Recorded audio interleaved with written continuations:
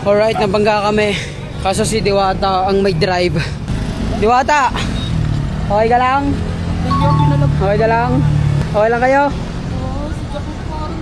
Medyo kabado na nga dito si Diwata kasi nakita niya yung kabanggaan namin pang car show. Ito yung Aerox nila.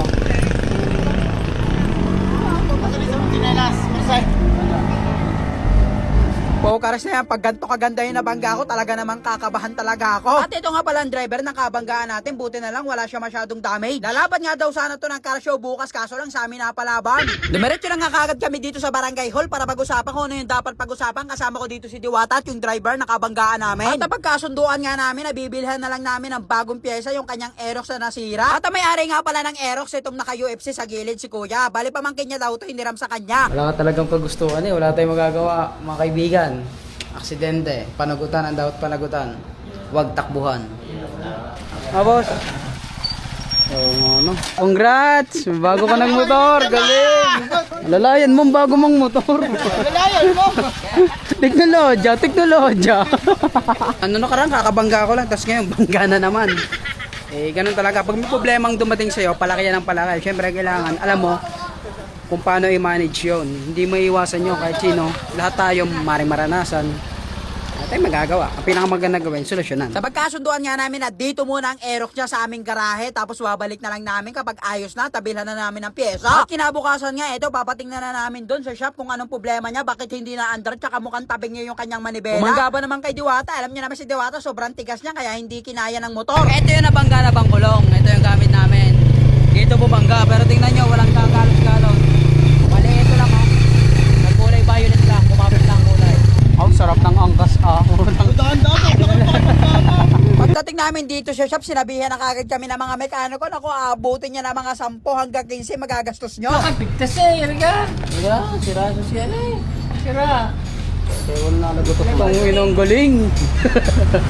At tinanong ko na rin kay paring Russell kung ano yung mga bibili namin dahil sa ulo niya naman ang mga pyesa nito. Nadayo kami na Maynila kahit hindi namin alam kung saan ang bilihan. At habang tinetest drive ko nga to, ayun nga, meron nga tayong problema dahil medyo tabingi nga yung kanyang manubela. Pinatawag ko na kagad dito si Nobunaga para magawa niya problemang ito. Syempre, kakulab niya dito si Franco.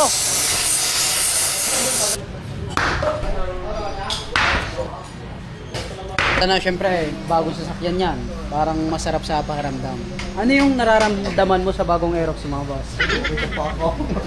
Pero siya kahit siya nag-Aerox, sambol siya, no? Hindi siya yung magyayabang, ay nakabangga ako ng Aerox.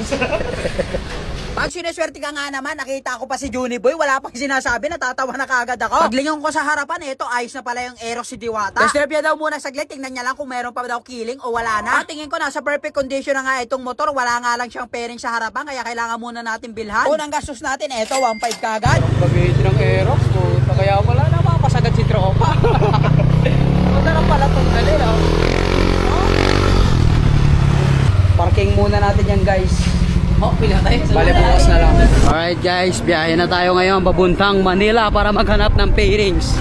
Kasama ko si Diwata.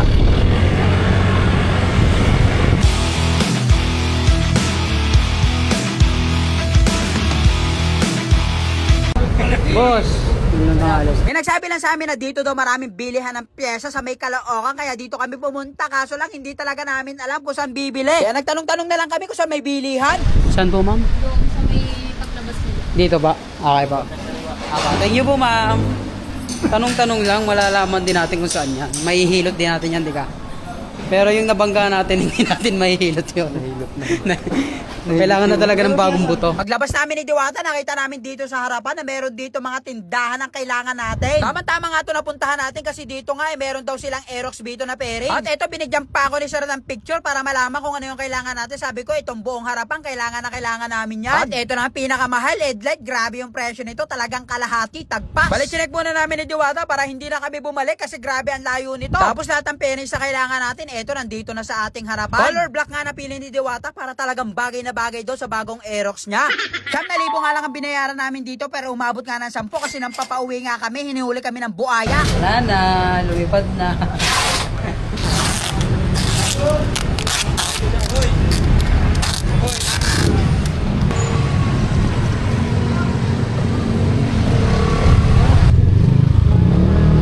Ito na guys, papunta na kami sa shop para ipagawa to at ibalik na doon sa tunay na may-ari. Kompleto at sakto naman daw yung flaring sa binili natin, kulang lang ng isa. Pero buti na lang meron doon sa stock na kaha niya. Kaya dala-dali ng kinabit niya ni paring Russell para talaga may uwi na may-ari. Inabot nga rin sa amin niya ng mga 2 linggo bago nga maibalik at eto na nga, inaayos na.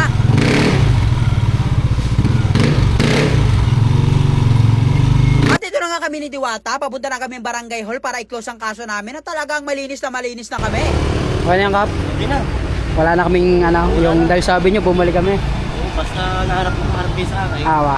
maganda yung pag-uusap. Awa.